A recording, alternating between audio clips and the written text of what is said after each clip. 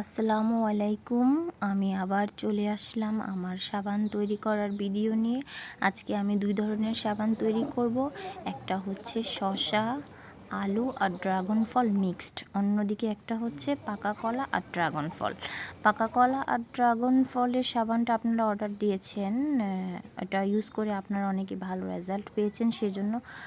আর শসা, আলুর রস আর ড্রাগন ফল মিক্স, এটা আমি আমার পছন্দ মতো তৈরি করছি।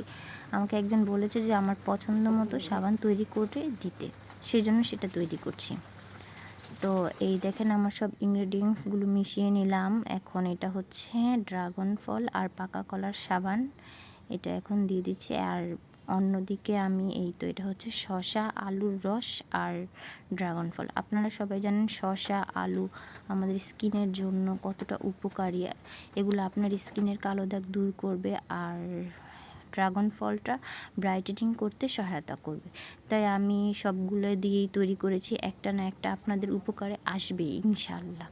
আপনারা সবাই আমার জন্য দোয়া করবেন। আপনাদের দোয়ায়, আল্লাহর রহমতে আমি খুশি, অনেক খুশি। আমি অল্প সময় আপনাদের মনের জায়গা করে নিতে পেরেছি, এটাতে আমি অনেক খুশি। আমার আল্লাহর কাছে আর কোনো কিছু চাওয়ার নেই। আশা করি